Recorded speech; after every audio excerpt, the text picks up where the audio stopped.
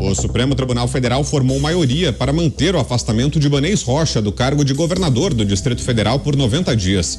O colegiado também manteve o pedido de prisão do ex-secretário de Segurança Pública, Anderson Torres, e do ex-comandante da Polícia Militar do DF, Fábio Augusto Vieira. Anderson Torres anunciou em suas redes sociais que iria interromper suas férias nos Estados Unidos e retornar para o Brasil para se entregar à justiça. Todos negam omissão nas invasões do dia 8 de janeiro. Nosso primeiro destaque do programa de hoje, Thiago Pavinato. Boa noite, Pavinato. Boa noite, Brown. Boa noite, Kobayashi. Boa noite, meu querido Mota. Boa noite à nossa audiência. De fato, o STF, ele confirmou, né, essas decisões que foram dadas monocraticamente. Como eu já havia adiantado aqui no programa anterior, o pleno do STF, ele retomou, né, ele cessou, não teve férias, não teve recesso. Logo depois do início do recesso, nós tivemos aquelas atividades bastante intensas com relação à garantia da segurança na posse do presidente Luiz Inácio Lula da Silva, e logo depois eles entraram em recesso, mas assim que entraram no recesso, quem estava fora do Brasil retornou, quem estava fora de Brasília retornou, quem não está em Brasília está remoto, mas os ministros do STF, diante desse quadro de crise inédita pela sua extensão que o Brasil vive, estão de volta, referendando até para que se faça valer, né, os avanços que o STF teve com o novo regimento interno, que vale lembrar que recentemente, algumas semanas, o STF ele renovou, ele atualizou, modernizou o seu regimento interno, de maneira que essa atualização ela deu mais racionalidade aos processos que tramitam naquela corte. E nós estamos vivendo um momento com bastante urgência, um momento bastante crítico, e o plenário se reuniu então para confirmar ou rejeitar as decisões que afastavam afastavam o governador e pediam a prisão do ex-ministro da Justiça, secretário de Justiça e Segurança do Distrito Federal, o Anderson Torres, e o plenário se juntou e ratificou esses pedidos. Agora, nós não podemos discorrer aqui, porque seria leviano, quais as razões da manutenção dessas decisões, dessas condenações provisórias, porque a regra no direito brasileiro é o processo, em especial o criminal, quando não são casos de estupro e nem envolvem crianças, o processo é público, mas a investigação, porque ela sempre corre riscos de ser frustrada quando se quebra a inteligência, uma tática para obtenção de alguma informação que forneça e se traduz em prova nos autos de um eventual processo, a investigação de regra é sigilosa. E esses pedidos, essas decisões que agora são confirmadas, foram feitas dentro de uma investigação, de um inquérito que é sigiloso. Portanto, falar mais do que eu falei até aqui seria não só irresponsável, mas também meramente lucubratório. Nelson Kobayashi. Boa noite, Kobayashi. Boa noite, Vitor Brown. Boa noite, Pavinato. Boa noite, Mota e toda a nossa audiência. Pois bem, a decisão agora já tem maioria, ainda que os outros ministros venham votar contra a decisão relatada pelo ministro, não chegará ao número necessário para derrubar a decisão. Portanto, a gente tem já uma decisão definitiva por hora com essa prisão do ex-secretário de Segurança Pública do Distrito Federal e ex-ministro da Justiça, Anderson Torres. Chama atenção, hoje a gente teve acesso, ainda não li inteiramente a decisão, mas um dos principais fundamentos, ou o capítulo, o trecho de fundamentação dessa decisão se subdivide pela fundamentação do ministro Alexandre de Moraes em 3 aspectos. Primeiro, uma ausência de policiamento no Distrito Federal que fosse suficiente para conter a intenção golpista desses manifestantes que acabaram por invadir o Palácio do Planalto, o Supremo Tribunal Federal e o Congresso Nacional. Além disso, um segundo ponto de fundamentação foi a autorização para que mais de 100 ônibus estivessem em Brasília, e aqui com uma palavra, um termo dito nessa decisão que chama atenção e que a gente precisa destacar. Quando era fato notório de que havia um intento, uma intenção de praticar tais atos, como foram praticados com violência. Já a gente volta nesse fato notório dito pelo ministro Alexandre de Moraes. E por último, ele classifica como terceiro fundamento para a decretação da prisão preventiva do ex-secretário Anderson Torres e do ex-comandante da Polícia Militar do Distrito Federal, uma inércia no encerramento dos acampamentos que aconteciam em frente aos quartéis das Forças Armadas. Pois bem, são esses 3 fundamentos que, a meu ver, só com base nessas 3 justificativas, nessas 3 fontes de motivação, não justificaria uma prisão preventiva, porque a gente sabe o pedido precisa estar instruído com documentos, com provas, com indícios fortes de que havia ao menos uma intenção, um dolo, uma vontade de que esse público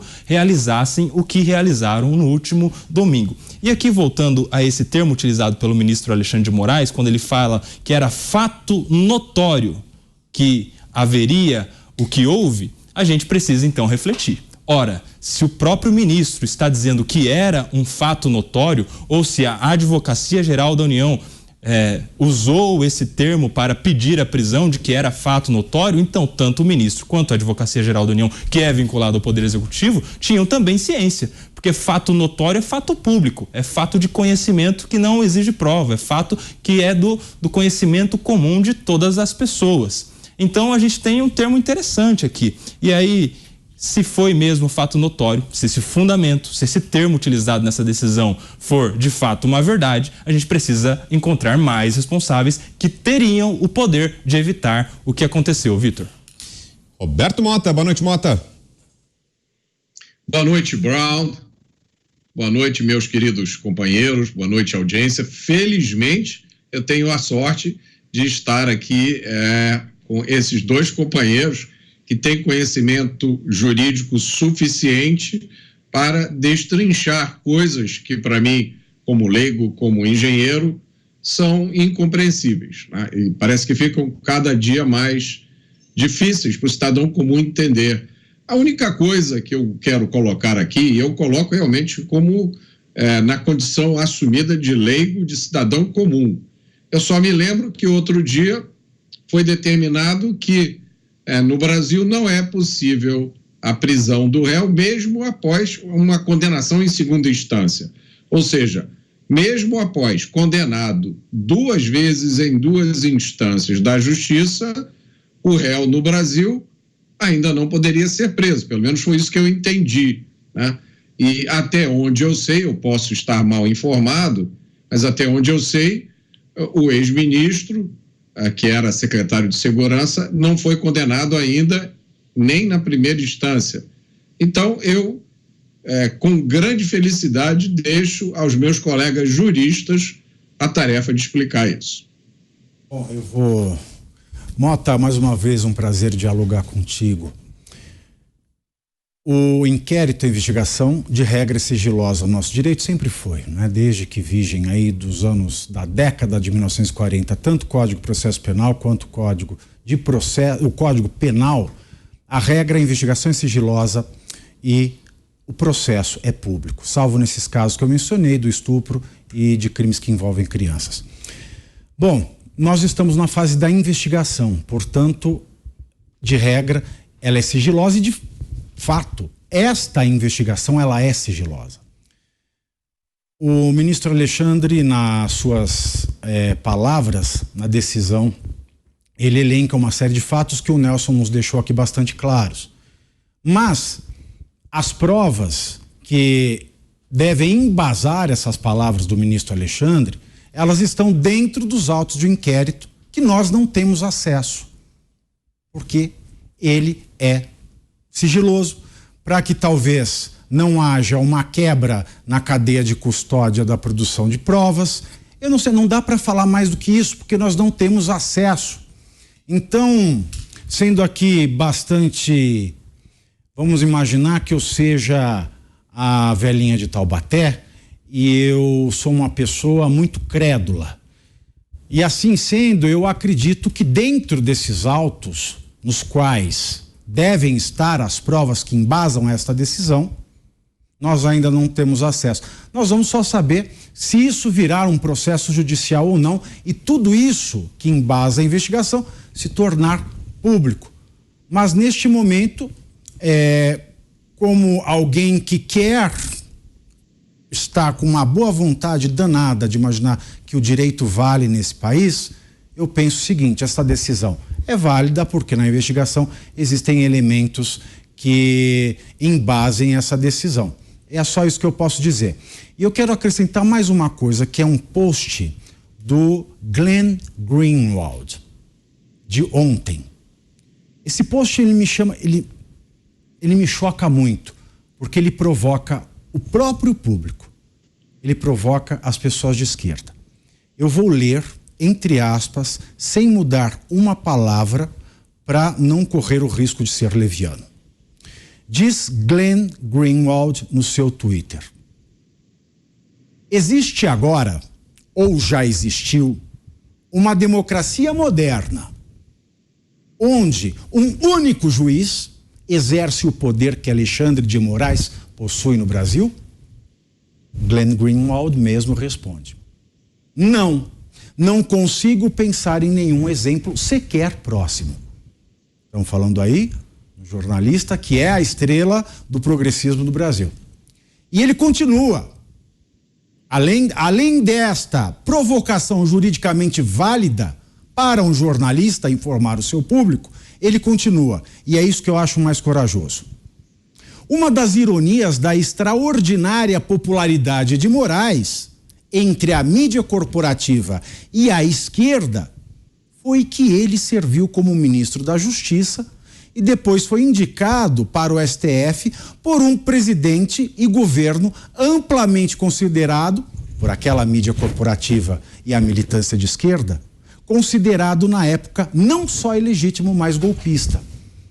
Então eu acho que aqui quem faz a pergunta mais cruel é o jornalista Glenn Greenwald, jornalista progressista, e é o seguinte, é a pergunta que ele faz aqui: pode um eventual, eu vou colocar em aspas, um ministro, um juiz golpista julgar golpistas?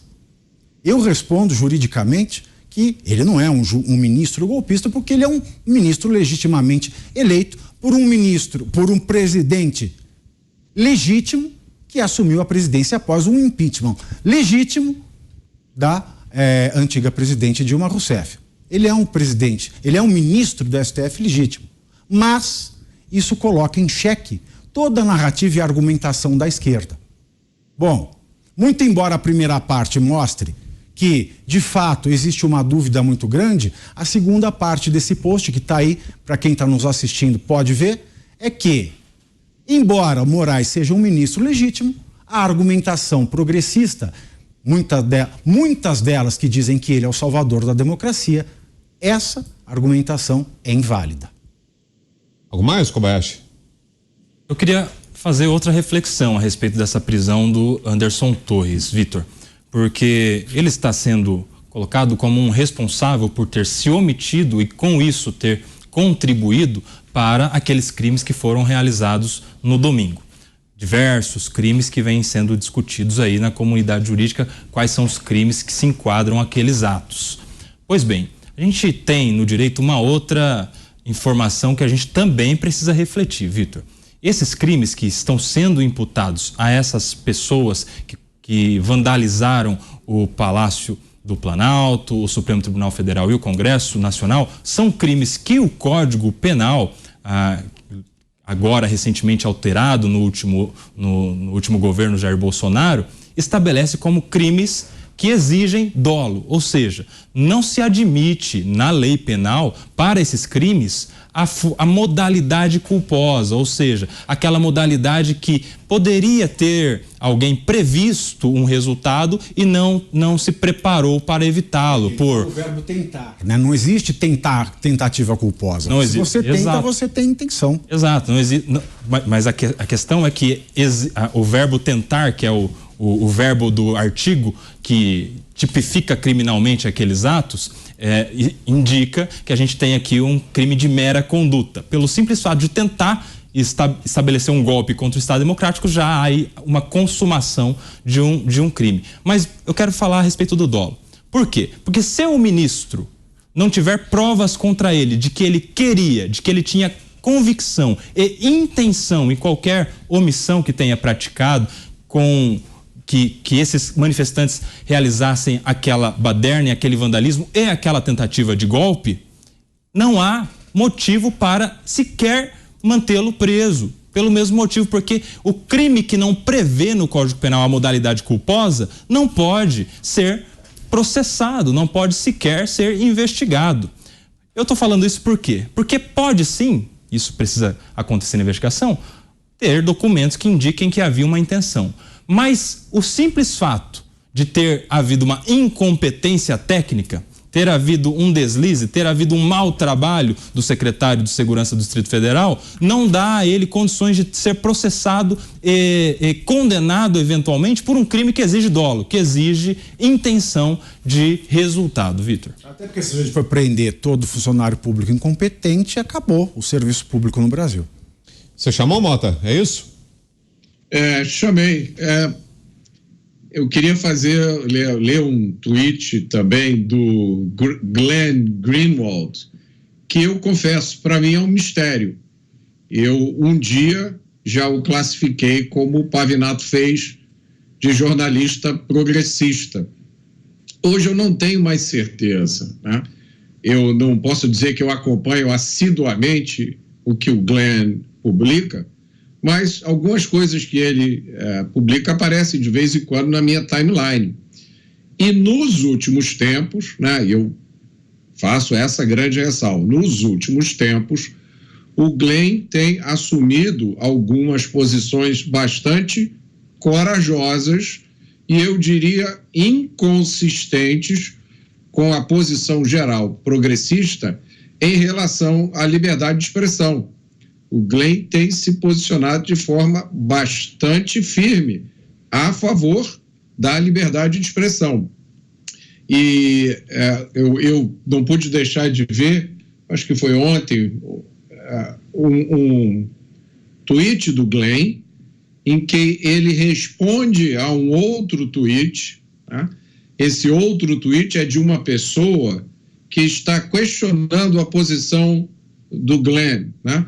E aí essa pessoa diz, o país ameaçado, à beira de um golpe, o judiciário em recesso, e você vem criticar quem luta contra o terrorismo bolsonarista. O que se passa com você? E aí o Glenn dá uma resposta que eu achei ao mesmo tempo corajosa e muito interessante, porque ele diz o seguinte, essa resposta do Glenn, é incrível ler essa acusação. Essa tática é a mesma usada pelo governo Bush após o ataque de 11 de setembro para silenciar os críticos. Então, o Glenn diz qual é a tática, né? É dizer, nosso país foi atacado. Qualquer um que questione os poderes que invocamos está do lado dos terroristas. E aí o Glenn conclui, é uma tática autoritária e desonesta. O Renato fez, eu li aqui exatamente as palavras do tweet do Glenn, e eu acho que diante de um tweet desse, Pavinato, eu não tenho mais certeza se eu classificaria o Glenn como progressista, porque essa é uma defesa, me parece, corajosa, me parece sincera e bastante inteligente da liberdade de expressão, né? Porque está comparando situações que, à primeira vista, do ponto de vista histórico, ideológico, né, são completamente distintas, mas o Glenn conseguiu achar aí um denominador comum. Olha, se há uma lembrança de que um dia o Glenn foi agredido, não sei porquê, não sei quando, não quero me lembrar, mas hoje, por mim, ele está sendo aplaudido.